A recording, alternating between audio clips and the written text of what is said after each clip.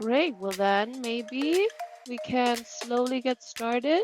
Welcome, everyone, to the webinar on how AI native research is rewriting the UX world. It's great to have you here, and I'm sure that some people are still, slowly joining. So yeah, we're super excited for it and can't wait to show you and yeah, talk a little bit about AI, which is obviously a super hot topic for everyone. Um, Great. So maybe I can start or kind of introducing everyone. Welcome.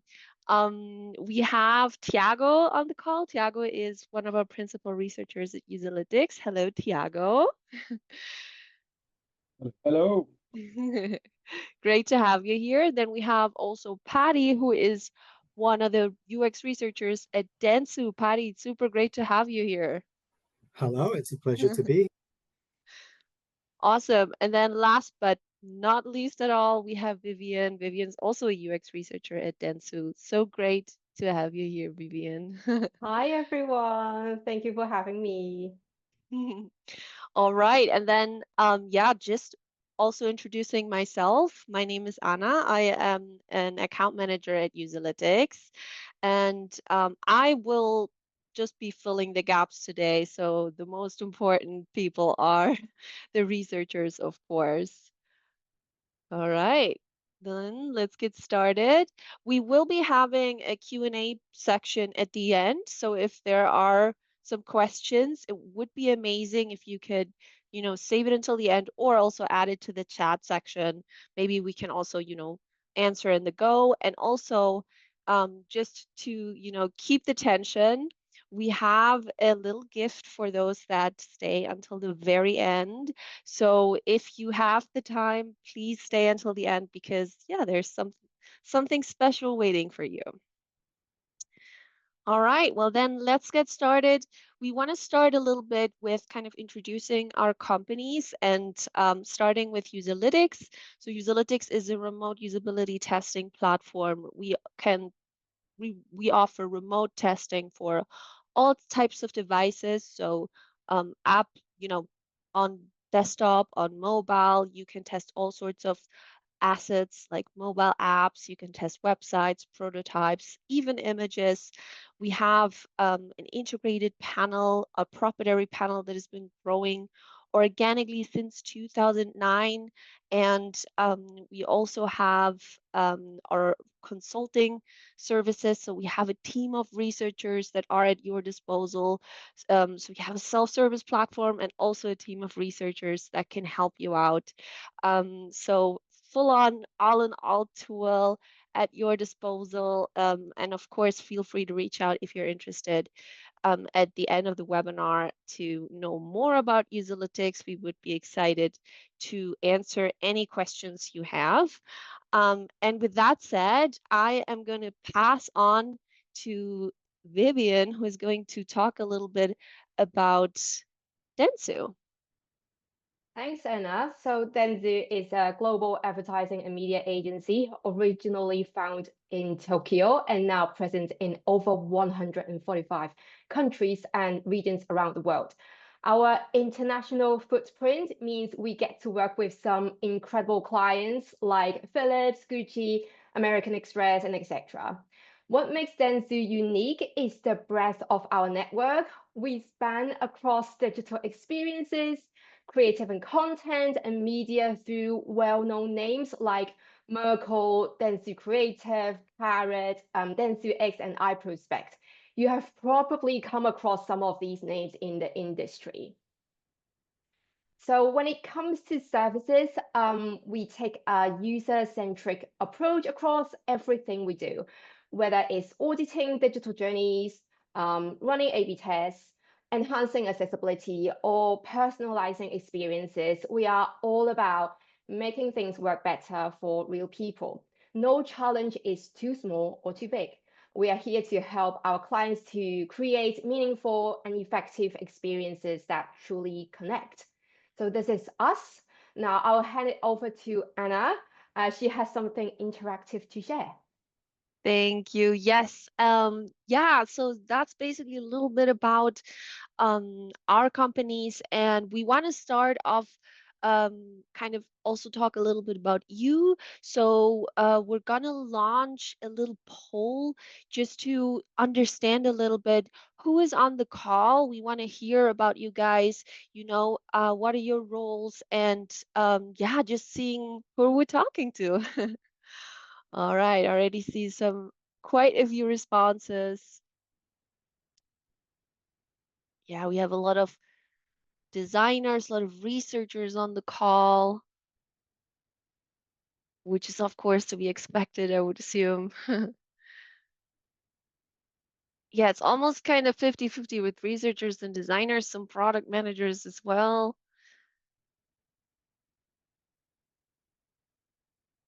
So yeah, exciting. All in all, pretty mixed audience, which is amazing to see.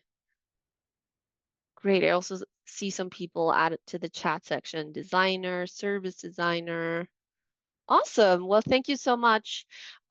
It's great to know who we're talking to, and definitely sets the tone of the conversation. All right. Great. Well, then, to get kind of kickstarted, I want to pass on the microphone to Patty, who is going to basically take a bit of a step back and see the wider picture and talk a little bit about what is UX research. Thank you. Yeah. So user research is trying to understand how people interact with a product, a website, or a prototype, looking for their views, behaviors, things that motivate them, but also things that might kind of detract them on the design or on the page. And just to paint a bit of a picture about where we're at, the last few years, we've seen a really big leap forward in how we conduct user research because of advancements in tech, but also how we've kind of responded during COVID. So if we just go back like 10, 15 years, in a traditional user interview, you'd have a moderator who is asking the questions, directly interacting with the participant. But then you'd also have a note taker. So this is someone who's kind of writing things down. They pick up on maybe behavioral cues, their interpretation of what's happening. And what you'd have is you'd be in a room and you'd have it audio recorded. Sometimes, if you had the budget or the equipment, you'd have a video as well. And then afterwards, you'd sit down and you'd transcribe everything. And the tools weren't so good back then. When I started out, I was taught that the best practice was to do free transcriptions to make sure that you had the highest quality.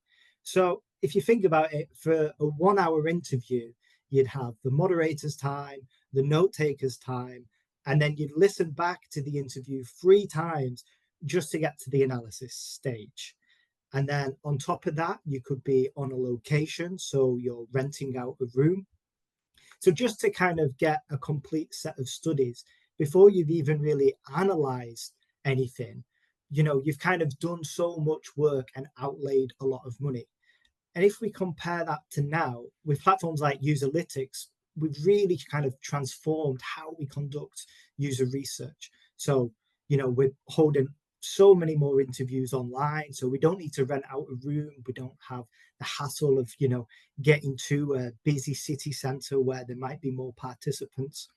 The moderator's role is pretty much the same, but we don't really necessarily need that note takers live in the moment because everything's being recorded. So we can, check that back afterwards. And in particular, I think that tech's really transformed transcriptions, especially in like the last 5 or 6 years. They've really, really advanced. And I reckon it's about 90% accurate, dependent on the accent of the participant. And this is saving like a huge chunk of time. So now, we listen back to user research, we listen back to the interviews we've got, get to use an online whiteboard, got the questions on the left, and, the moderator can kind of take the role of that note taker. With Userlytics, you can create clips directly from the platform. You're able to kind of make bookmarks so you can, go back, and then you've got transcriptions so you can copy and paste. And I think one of like a really big underrated thing is now we can just recruit participants from all over the world. We've recently just done some interviews, interviewed 10 people from the US. I didn't have the hassle of having to, interact with, account managers from our business on that side of the world. We can just use a platform. So I just wanted to kind of set a bit of a basis of how much tech has really advanced research right now. It's made it more efficient. It's made it a lot easier to get going, and it's a lot cheaper. But all of this has happened without compromising on the quality, which is a really important factor in all of this. Awesome. Thank you so much. Great. On to the next topic. I think Thiago is going to talk a little bit about the current role of UX research. Like, what is it that actually englobes UX research as a whole? It's actually, Oh, sorry, it's Vivian. actually Vivian. No, that's Oops, fine. so sorry. Yes, Vivian, go That's for all it. right. Thank you both. Yeah, Patty is right. We are seeing a huge leap forward with technology accelerating at an incredible pace. And it's exciting to see how much it can help us. And even with all these advances, the human side of research remains irreplaceable.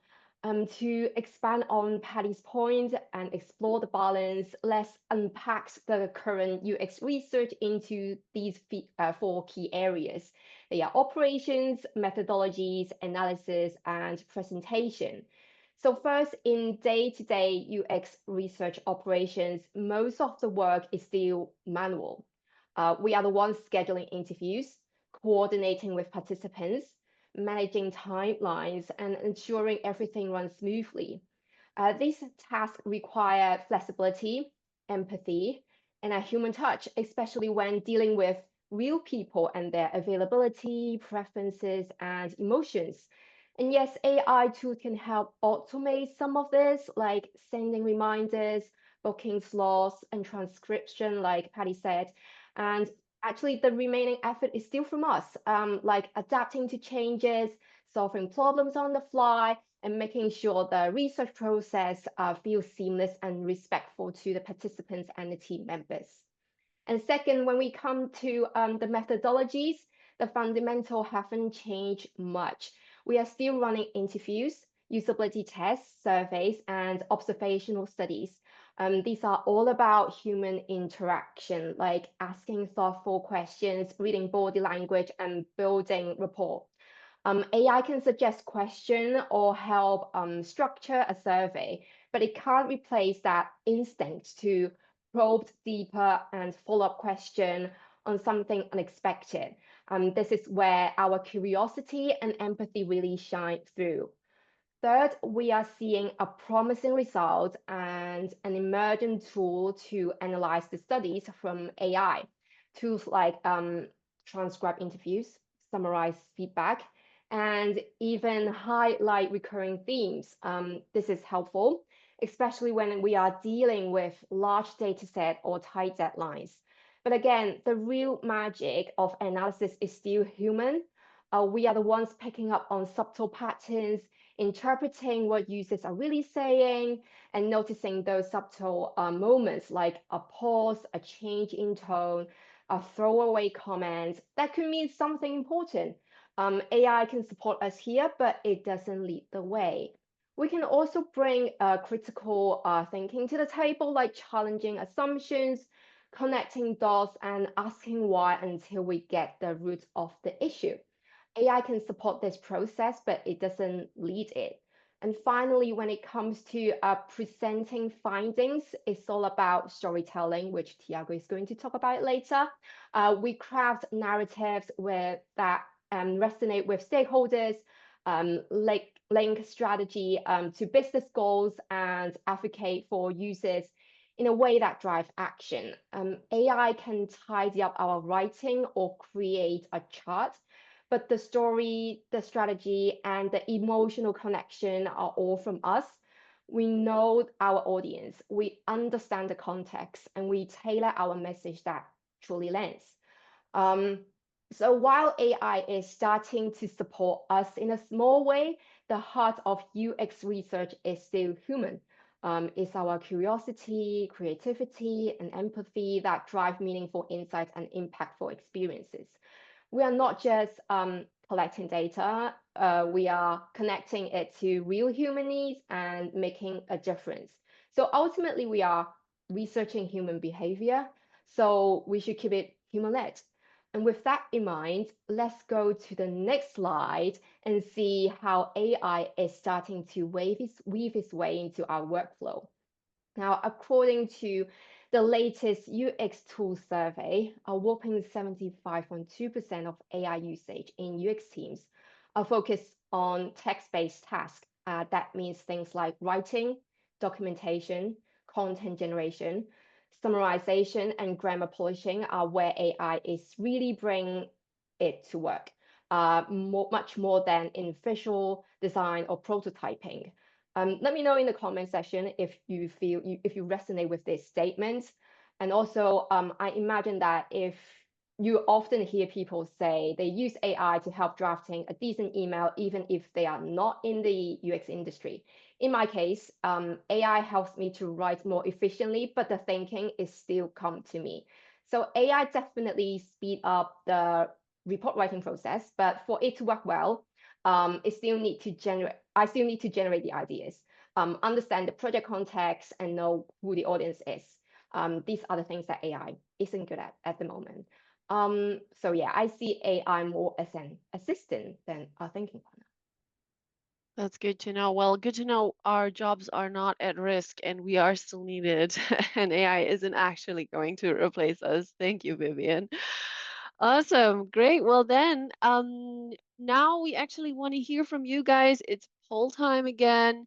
We want to understand just a little sentiment check to see how confident are you actually to use AI in your research world, not tomorrow, but today, like just seeing what's the realistic situation right now. How confident are you?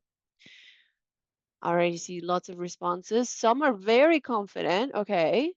Most I can see are more on the neutral side. I looks like people still have some hesitations here and there. Surprisingly, not many are not confident. So that's definitely an interesting outcome. Yeah, awesome. Perfect. Well, thank you so much. Thank you for your feedback. Obviously, I mean, with as many SaaS companies, we also in Userlytics focus a lot on AI in the future coming up, and we have a lot of things planned, and we just wanted to show you a little bit of what's to come. Our team is very heavily focusing on reporting. So first off, having the whole analysis process have be improved with AI, and not just on the accuracy, but also on time saving. At the end of the day, AI needs to save time, and we are working on very exciting things like automated highlight reels, and improving our AI study summaries and insights, and even creating automated reports with the help of AI, just fully create presentations with the help of AI, just to save all, researchers and designers some time there.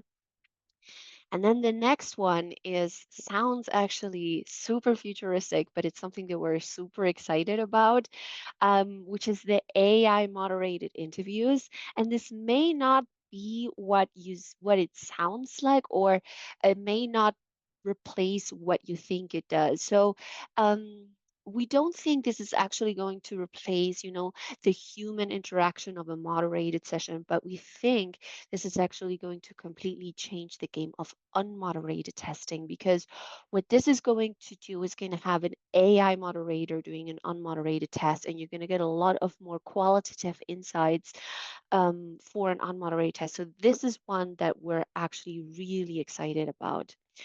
And then the last but not least, we have everything. So until now, it's always been about, analysis and so, but we also want to help and improve the actual start of, research when you actually start designing a test. And we are working on AI assisted study design. So basically starting at the very beginning when you start asking what kind of research objective do you have, and based off of that, how can my study look like, and how can my test script look like, what is the audience that I need, how many participants do I need, what methodology do I need. So kind of starting with a study designer from the very beginning. Obviously there's still a few more things to go, but these are the few things that we wanted to share with you, just to get you excited. This is something that the team is working on. And yeah, we're hopefully going to be able to share with you really soon. All right. As a next thing, I actually want to start a little bit of a group discussion, and I want to hear the researchers in this call out. Basically, what is kind of the current reality versus the big AI hype that is going on? And yeah, just wanted to hear you guys out. What are your thoughts on this? Yeah, so one of the most important for me personally and for us as a company is making sure that we deliver our clients the highest quality work. And I think that with any new tool, we need to kind of test them and see how good they actually are compared to how we're currently doing it. I see in the chat that someone's put, I feel very competent in using AI, but not very confident that AI results are high quality. It's exactly kind of how I feel about it right now. Like there's quite a lot of AI inconsistencies, and we just can't have that in our studies. If you've got questions that are made by AI, but they don't align with the brief, I think more importantly, hallucinations in analysis, like this is like a big issue. And I think that, whenever we work on something for our clients, let's say they've got a new prototype, right? We will do an A/B test. We'll do a study with evidence finding, how is this compared to the control? So we're taking exactly the same approach to AI tools. We need to see exactly how good they are in relation to the current process we're doing it, and how does that output compare to a specialist doing the same task. I think that it's really easy to get swept away by the hype, and we're all online, right? We're being promised and told by salespeople and marketing people, this tool is going to save you 90% of the time. And it might save you 90% of the time in executing, but does it give you the same quality output? If I have to spend more time correcting and figuring out what the AI has actually done and where it's gone wrong, then it's not really living up to, what was promised. So when we've been looking at new tools in this way, we kind of see two things. It's either really glaringly obvious that this is just completely wrong and it's just absolutely not done what we've asked or hoping for it to be done. Or, and this is harder, sometimes the AI will present findings and it sounds really legitimate. It's using the right words and the right terminology, but then it will make up a finding. And this is where we basically need to make sure that we're testing it compared to work that we've already done. So then we can see if there's mistakes. And I'd encourage kind of anyone who's, trying out AI tools, just please make sure that you test it out on a study or something that you've already done. Because if you're working towards like a deadline, you're really going to be ramping up the pressure and the stress.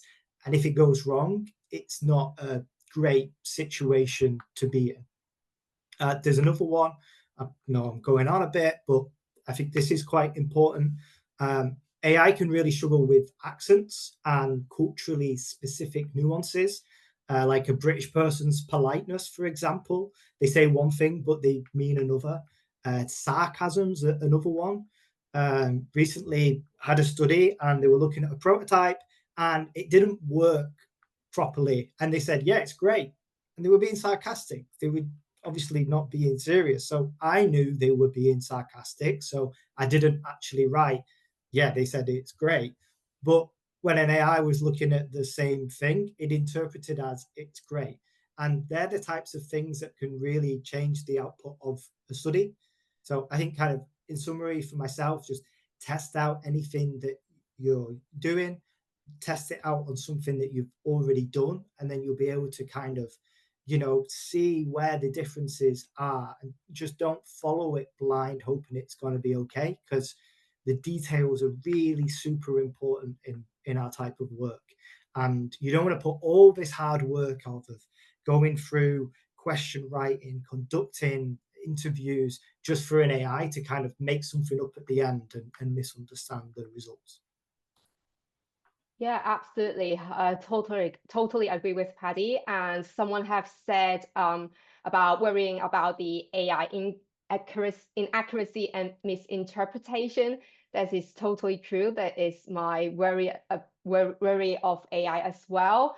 And to build on that and go even deeper, AI doesn't have taste, moral judgment, or the lived experience that help us to make thoughtful and nuanced decisions. That is why human insight is still so valuable, is our ability to interpret, reflect, and make sense of the complexity that really set us apart. I'm with Patty as well. I would treat AI like a prototype that we test it, not something we trust blindly. It is a tool, not a replacement. Of course, it can help us to move faster, especially with reporting and writing, but the real thinking has to come from us. So as a researcher, I think our value still lies in discernment by knowing what is meaningful, what is noise, and when to dig deeper. So in my opinion, I would suggest using AI with curiosity and keep our critical thinking switch on. Apart from me, does anyone have more input on this topic? I do, yeah. I do have one input here on the last point we have on this slide, which is the precisely what the continuing the topic that you were exploring, Vivian, in terms of what we researchers need or will need in order to trust AI more and more, or how can we gauge, how can we rely on AI outputs? And I think there are two main points here, at least for me personally, of course.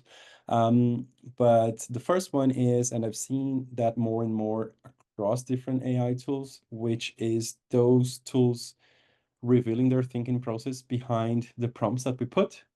So that, of course, helps us from a research perspective to understand if the thinking process that the AI tool is using is similar to a human process or not, or if it's like, going the wrong route, or, like pulling the wrong data points. And the second one is precisely the quality of the data points. Usually what I like to do if I'm analyzing, for example, quant outputs, I like to, like randomly check some of the data points that the AI tool is giving me against the raw data, just to see if the data points are consistent, and of course, if they are, that helps me trust a little bit more. So I think it's really this combination of human in the loop for that you guys mentioned, in terms of keeping a human eye and not falling for the hype, plus using our own intelligence to cross-check and triangulate the outputs, just to make sure it's not hallucinating or inventing things that we don't want to present to our clients. Yeah. Thank you. I looks like you all agree in kind of the fundamentals. Somebody added to the chat that you mustn't entirely delegate AI. It should be used as an accelerator tool. That is, I think, something that is super important. Somebody really smart once said to me that AI should be treated as like a really smart intern. You cannot actually give them responsibility, but it is still your work and you still have to kind of be the main, like the person who actually stands behind every single word. So that's an interesting point. Um, All right, poll time again, guys. Yeah, now we talk about anxieties. And yeah, just, after this conversation, we want to hear a little bit of what concerns you most about, using AI in UX research today. And yeah, just hearing you guys out. Is it data privacy? Is it, cultural bias? What is it that actually, is currently concerning you using AI in UX research? All right, we have a very active audience today because they are very quick in responding. I can see actually a big um, one is overconfidence in outputs. That seems to be the winner here. And then the second is cultural bias, which is also a misinterpretation. Um, Replacement of human roles and data privacy are kind of in the same race, but by far the winner here is overconfidence in output, it seems. So yeah, thank you everyone for responding. Um, all right, thank you. And then moving on, we want to talk a little bit about, we talked about the present, and now we want to talk a little bit about the future researcher. What are the human strengths that are irreplaceable and that still need to be a part of the future researcher? Thiago, over to you. Thank you, Anna. Yeah, like, I think when we talk about the future of research, it's very easy to focus on what AI can do. But I just wanted to take a moment to emphasize what remains uniquely human, like the strengths that we will continue as researchers to define and to bring to the table. So, like the other day, just sharing very quickly an anecdote, the other day I stumbled upon a report for a survey that was conducted with UX researchers. And that survey was focusing on how researchers were feeling towards AI. And the results were pretty alarming, I would say, because long story short, most of the respondents mentioned that they were feeling depressed, in other words, about AI, and very afraid that AI would take on their job. So I just wanted to take a moment to quickly walk us through what I believe is are some of the main abilities that we bring to the table as human researchers, and that we'll keep bringing more and more as AI integrates into our workflows more and more again. So first thing, creativity and critical analysis. I think we all agree that AI can generate like 20 different variations of a research question or even like an entire survey. But what AI can't really do these days is to define which of those variations is more aligned with the research goals, with the business goals, and more importantly, I think it's an important call out. I think we need to remind ourselves that we are here to research human behavior. So whatever we are using or however we are using AI outputs, it needs to serve to a human purpose, right? So we are investigating human behavior, how people interact with different platforms, digital platforms, apps, websites. So whatever we craft our research and whatever is the level of AI help that we use, at the end of the day, we need to keep sounding human. Otherwise, things gonna, like, of course, that will skim our research results. So the second one, detecting small but powerful insights. This is really, really important. I think Patty already covered a little bit of this. So I'll give you a practical example. The other day I was analyzing some transcripts from one-on-one moderated interviews. And, if I simply looked at the transcripts, there wouldn't be anything there. But what I noticed while moderating those sessions is that people were hesitating before 1 or 2 seconds before clicking on a button that was very important for the client because of conversion and all of that. And the fact is that what we detected during analysis is that there were a labeling problem issue with how the CTA was working. So the label was misleading, and therefore that's why people were hesitating. But if I simply looked at the transcripts, or if I simply look at the output that the AI tool gave me, I would have never detected that. So that's just a practical example of, how we human researchers are important in terms of grasping those very subtle insights. So the third one, we already, Patty and Viv already cover a little bit of this, but yeah, storytelling and client relationships. And I think here the bottom line is that data doesn't speak for itself. It's quite the opposite, right? If we bombard our clients with raw data, it's usually overwhelming and confusing. So we are the ones crafting the stories and aligning that stories with research goals and with business goals, and more importantly, understanding how different stakeholders respond to different styles of presentation. So, there are some stakeholders that respond better to video clips. There are stakeholders that respond better to written quotes. There are some that respond better to data points. So we really need to understand that.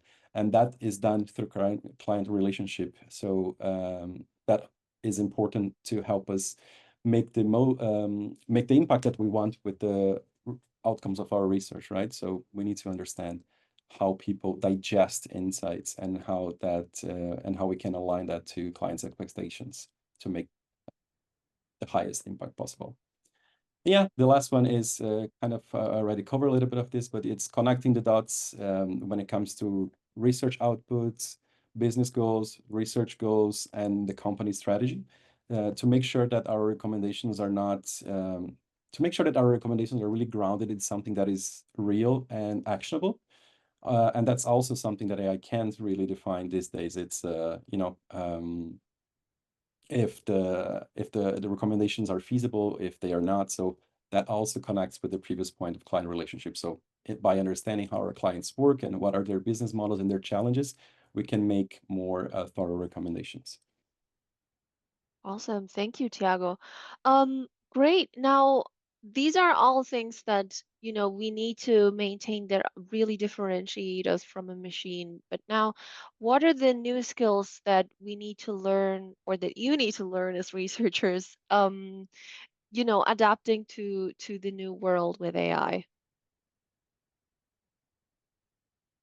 First one is regulation. So we already covered a little bit of that here in this conversation, but how we researchers can or cannot trust AI outputs, and how we can keep challenging that, right? So, or how we can cross-reference and how we can triangulate data to validate results and doing all of our cross-checks.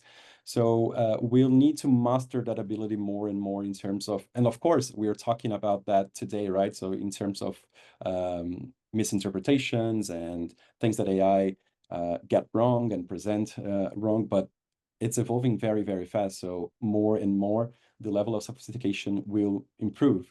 And as AI sophistication improves, we'll also have to improve our own ability to challenge those outputs, right? In terms of, and that will become even more difficult as AI evolves, because the stories that the different AI tools that we use will tell us will be more and more compelling. So I really believe that having that ability of keep challenging and keep an eye out for whatever the outcomes are will be more and more important. And the second one, Patty already covered this in the previous slide, but yeah, just reinforcing the cultural interpretation. So understanding what is particular to a certain culture, what and how those particularities can influence how people respond to different stimuli, for example. So I think it is something super important. I'll just give a quick example here. I remember working on a project for a certain geography where people would associate everything, all CTAs that are tied to sales with the red color. And the client was using for that particular geography, and for all other geographies, the blue color for CTAs. And of course, that wouldn't work because it's a very cultural particularity that we need to take into consideration. So it's just an example of, like how different cultures interpret different things, and either visually or textually. But yeah, we need to keep an eye out for that too. And the last one is strategic synthesis, which is again aligned to how we tell stories or how we turn our research insights into insights that are relevant to our client's business. So, being able to synthesize everything that we heard, everything that we've seen, and make thorough recommendations that our client will actually be able to prioritize, put in a roadmap, or like vote in a Scrum session if that's the methodology that they use, but really turn that into and break that into small pieces that can be actionable. Awesome, thank you. Right, so how would you actually summarize the role shift then? What do you think it all comes down to?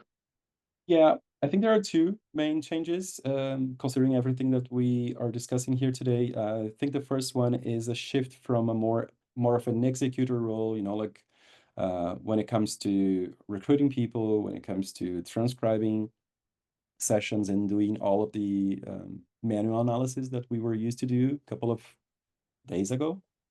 And that shift from a more executor role to a more of a strategist one. So really understanding more about how business are done, how our clients are making money, how they are generating value to their industry or their segment. I think this will become even more and more important, and that's definitely a role shift, right? So if we use AI to help us with some mundane tasks, let's say doing transcripts, then we have more time to work more on the strategic side of things, which is precisely aligning the findings with the client's business goals.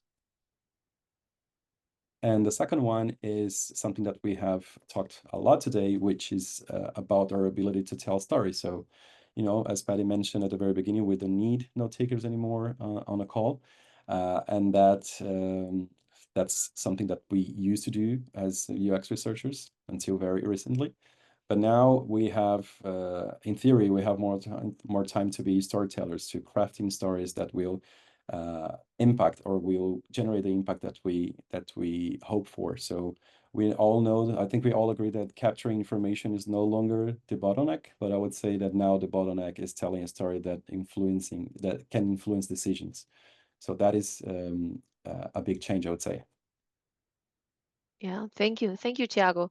All right. Yeah, now on to an interesting method and topic, agentic UX. And for this, I would like to pass on the mic to Patty. Patty, what is your take on this here? Yeah, it's pretty cool. So agentic UX is basically kind of designing for an AI or an algorithm. And I find this to be a pretty interesting topic because actually, when you think about it, we've been designing for algorithms for quite a while with SEO. And if you look at a page that's optimized for SEO, you see that its design and its purpose is not traditionally user friendly. We tend to have a lot of paragraphs, long pages. It's not great from a user standpoint. But a pretty interesting things happened fairly recently where Google started to factor in more user experience metrics into their SEO rankings. So this is now changing how SEO pages function. So in a way, it's kind of happening the other way. And for what I kind of see, AI can really pick up on a lot of the same things that are similar to SEO. So, articles and pages with really strong authority is really key. And, if you think about it, the AI wants to give you kind of the best information possible. So if that's a really strong, highly, ranked article, then it's more likely to kind of source from that. We've recently started seeing some really big names in the retail market partnering with AI companies. I find this very fascinating, and I kind of enjoy, doing some future speculation. But maybe we'll be optimizing and doing things for AI, but we don't necessarily see that as users because it's kind of happening in the back end. We kind of have quite a lot of this, going on at the minute. But yeah, I find it a very interesting time, and I think it's going to be really interesting to see how this space kind of all develops. But essentially, AI is really trained on human behavior, how humans do things, how humans write things, and it's using, prediction methods to try and figure out what to do next. So I kind of think, to distill it down, that if websites and apps are easier for the users, then I think that the AI will be able to kind of see that and understand that. Where it's not good for either is if we've got really long, pages, multiple steps that are frustrating, classic kind of UX design. So yeah, it's quite an interesting one to see, but I don't think this is necessarily kind of like a new topic. We're just, again, saying it's AI, putting a new kind of spin on things.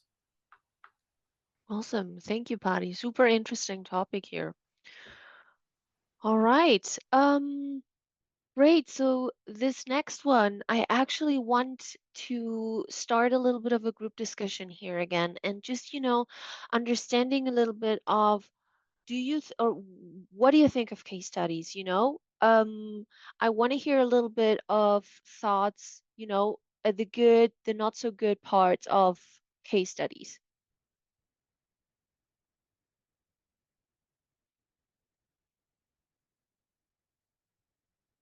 Can you actually, I think we have like 1 or 2 animations here just so we can. Ah, yes, we have, yeah, the good, the not so good. Good.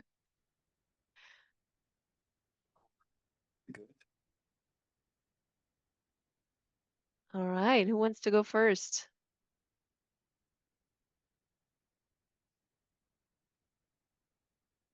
I don't mind going first. So sorry. Yeah, I'm here. So I would like to talk about the not so good first. I would use AI with a bit of caution, more as an advisor than someone who finished the job for me.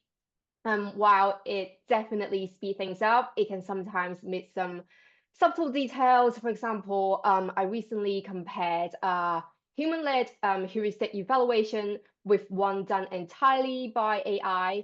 The project focused on a single product description page for a supermarket. The AI picked up on a surface level issue, mainly things like content hierarchy, scannability, tone of voice, and highlighting product USPs. But what it missed is the deeper interaction elements, such as micro interactions on buttons, understanding the CTAs, understanding the customer reviews in context, nudging users to add items to the basket, and how the design responds on mobile. So in summary, while AI is a fantastic tool for picking up the basic and saving time, it still struggle with the nuances and the context that a human can bring, especially when it comes to the finer points of user experience. So with that in mind, does anyone have other thoughts on the goods, bad, and the uglies?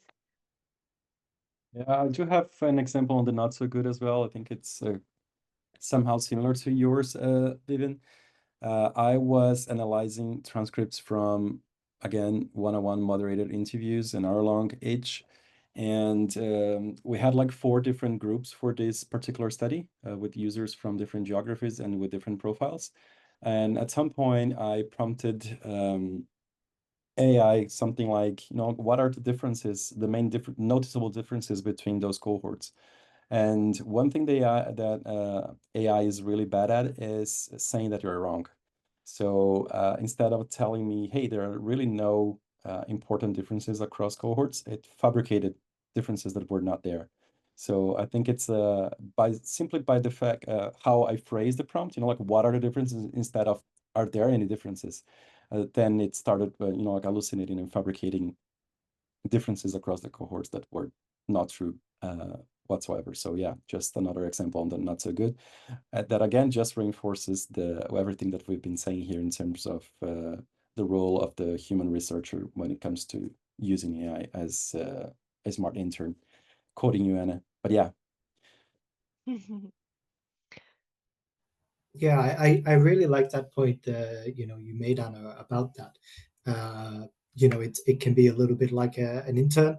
I think for me, sometimes it just completes things to like a basic standard, and that's okay, right? You know, some people in the chat have been saying that it's about, you know, working with the AI and, you know, splitting things out. We're not just fully one side or fully the other. But just to give some kind of context on that, maybe for some people in the chat, you know, sometimes if you're writing like questions in a study, you don't necessarily want to say and ask the person directly what it is. Sometimes we will ask someone to do one thing, but we're looking to see if they pick up on another.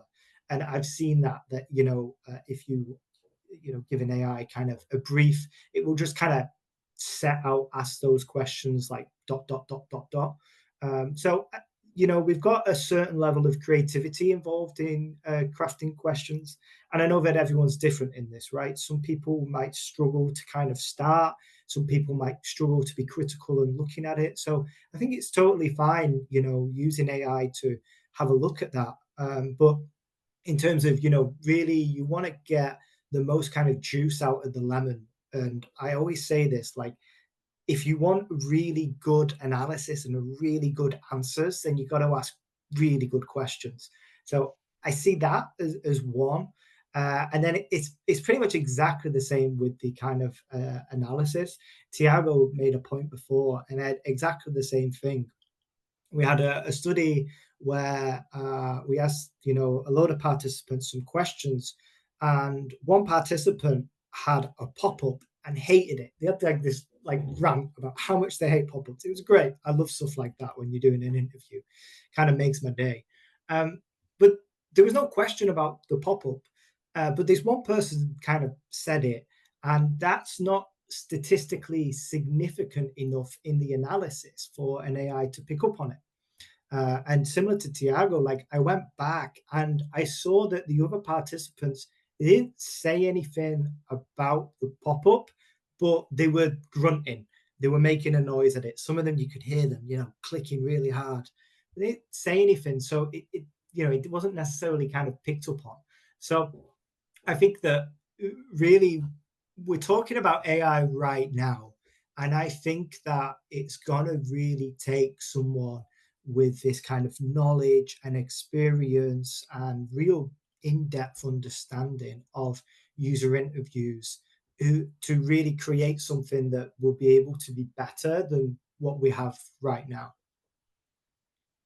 Thank you. Yeah, I think it's I mean I see on the chat section that a lot of people talk about how important it is to create prompts and work on the right prompts. And I also see something that you said, Tiago, I believe is just the liberties that AI sometimes takes in just assuming and filling the gaps of information that they don't have, and just you know coming up with random conclusions because of an assumption, which I think is really interesting and dangerous to say the least.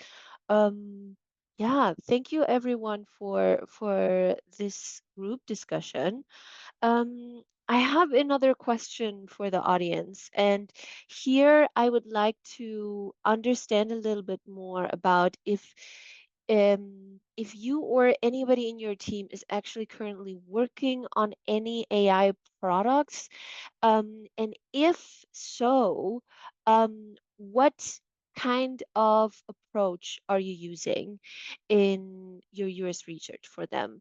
And we're just really interested to know this, and take your time to go through this, and yeah, just let us know. And as always, you guys are as quick as a thunder in responding. I can already see so many responses. I can see Big Chunk saying that they're still figuring out, that there's no clear process yet, and that they're still learning as they're going. That's definitely the winner so far. We also have quite a few people actually saying that they're doing it the same way as they used to do, just with a few adaptations. Yeah, but definitely clear winner is that, it's still in the air. They're still trying to figure it out and learning as they go, which makes a lot of sense. Thank you everyone for answering. All right. Great. So, yeah, just what are the takeaways here? I mean, I think that we went a lot through, the present and the future. How can it look like? I think there's a few key points here. The first one is to, always validate the AI outputs, make sure that, they're not just AI isn't just assuming things, make sure that the output is accurate, and then, test everything, avoid the hype, which seems clear as day. Make sure that, at the end of the day, the human the human expertise is still the most important in qualitative research. And then the third point, keep researchers in the loop. Make sure that humans are always involved. And as we've mentioned a few times, make sure that AI is just your smart intern and not actually doing and making decisions for you. And then last but not least, yeah, make sure that it is a combination of both, that, human and AI is um you know working together, just to make sure, like, to make sure that you are not wasting time on things that a machine could be doing, that you do focus on the things that stands out as a human. And, storytelling, strategist, like Thiago so well said. All right.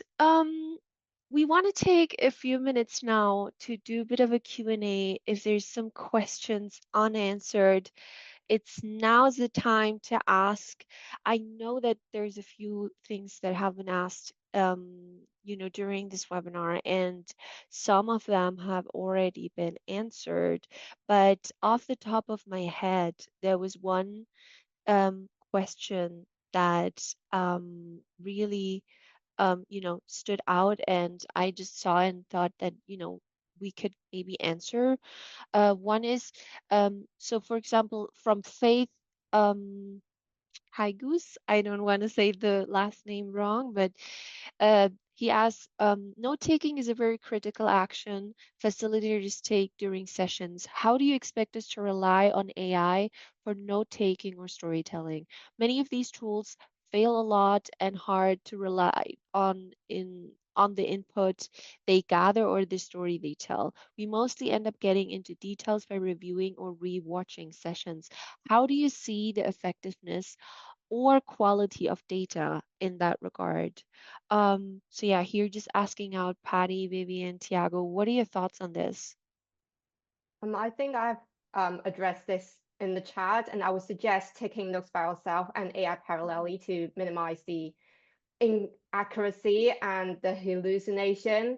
I think this is the only way that you can check the quality of data, because you have scanned through it by yourself. If you don't trust the output from the AI, then you must pause and have a critical thinking switch on and start questioning, oh, what I'm seeing, which is true, or does the output of AI reflecting the truth?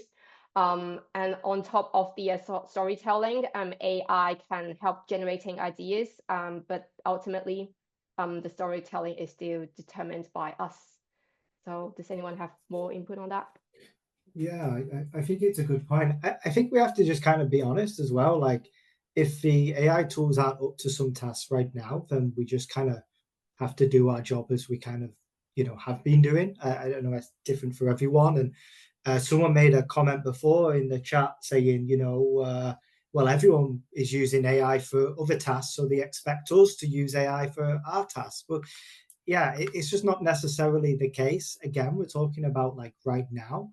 But yeah, it's a little bit tough when that is the situation, because for some people, yeah, big quantitative data studies, it's a lot easier. But we're talking about real humans, and humans are unpredictable, and we can't always predict what they're going to say.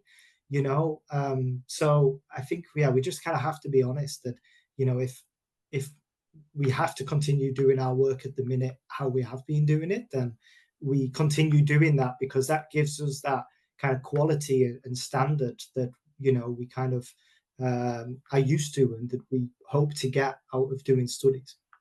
Mhm.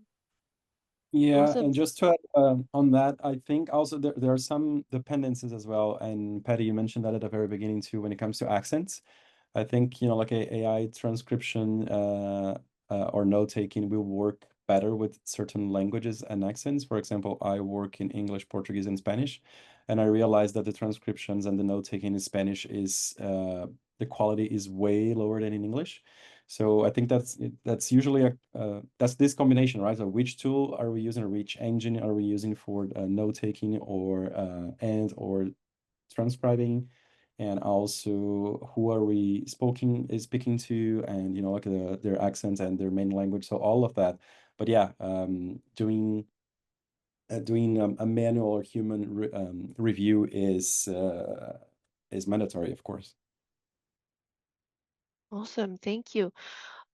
There's another question that I thought was interesting. Somebody asked, in the context of agentic UX, how can designers ensure that usability principles remain consistent when interfaces must serve both human users and AI agents simultaneously? Patty, since you have covered the agentic UX, do you have any, any insights here? Well, I'm sure that we'll probably start getting a lot more information and understanding about, you know, how to design for both at the minute. Yeah, I think it was Shopify 2 days ago who announced that, you know, they're going to have a, you know, more of a plug-in and a partnership with, you know, OpenAI. So it's kind of a developing space. But I think to kind of the point I made before is, I don't think it hurts if everything is simpler and easier.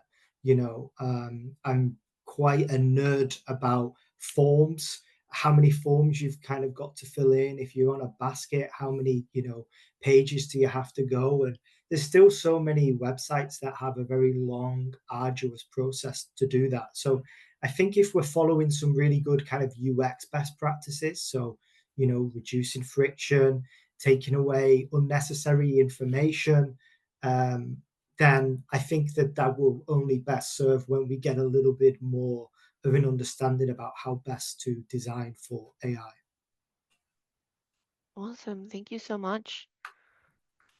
All right. The next question I see that I think is interesting, is much like saying you've read a book by listening to it onto Blinkist or Abstract, how can we really extract nuance from the body of research if we rely on AI to do the analysis? What techniques would you advise to help reduce this? It's a tough one, right? I think it will come down to prompt engineering. So how we prompt different AI tools to try to, you know, like get the nuances out of it. But if we are talking about, you know, like I think we are just going back to one of the abilities that we have as humans, which is our capacity to read in between the lines and detect those kinds of more sophisticated insights. So I think that is to say that, you know, like we can try with, you know, like with prompts and with follow-up prompts to challenge for that kind of insight, but ultimately it will require a human analysis for that. Yeah, I agree with that. And I just want to say on this point, I see someone's said in the chat, you know, they use Otter AI. And, you know, I'm also quite interested, right? We're answering some of these questions, but please feel free to put in the chat what you're using. You know, we're super curious as well what other tools there are kind of out there and how you're doing things. So, you know, please, if you are using some tools, some people are saying, you know, I'm using this and it's great, please put it in there, because, you know, we're also curious, right? This is like an interactive way of kind of communicating, because we're all in this evolving space. So it's going to be really interesting to see, yeah, how you think about it as well. Awesome. Thank you so much, Patty. Great. One last question I have, or I would like you guys to answer, and this is related to accessibility testing. Somebody asked, did you have the opportunity to test interviews with ADHD or autistic people? How does the AI interpret their behavior and their culture of reference? Anyone have experience on that front? Nobody have experience. Well, that's a good question then. Not like not directly in using an AI to see that, but you know, we definitely have experience of having a whole range of kind of neurodivergent people when we're doing things. And you know, particularly sometimes you ask a question, what, you know, what do you feel about this page, and someone can, you know, might pick up on something completely different to what other people do. And I just have to say that that sometimes is really valuable in studies. Accessibility in general, you know, trying to have more inclusive participants is really great. And we've particularly had some experiences where we've had a participant and they've just given a whole different view on things. So yeah, it will be interesting to see how AI kind of develops with this particularly in mind. But in my own experience, this is kind of just like getting a broad range of, you know, different people within there. So I don't foresee any kind of struggles with that. Mhm. All right, there are a few more questions about, you know, testing with disabilities and accessibility testing. So it looks like this is definitely a hot and important topic to cover. So thank you so much. All right. Well, yeah, we are slowly getting to the end of this webinar. And I promise you that you would have a gift, and I plan to give you. So please, for anybody that is still here right now, we are offering 50% off our moderation services and a free design service. This is a really interesting and new one. Please let me know, and please reach out to us if you're interested and would like to know more about this. So yeah, we offer 50% off UXC moderation and a free design service as a special promotion, and this is redeemable for the next 60 days. So yeah, just as a thank you for those that stayed until the very end. And yeah, our team will reach out to you in the next few days to make it official. All right. Yeah, huge thank you to you guys, to Patty, Vivian, Thiago, for this super insightful discussion that we had about AI today. I think it was super insightful. I definitely learned a lot. And yeah, any last thoughts from you?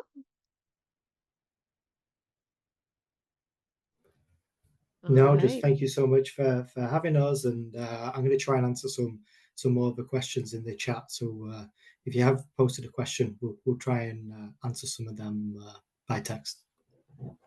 Wonderful. Thank you, everyone. It was a great pleasure to have you today. It was great to be your host today. Analytics tells you what. Userlytics tells you why.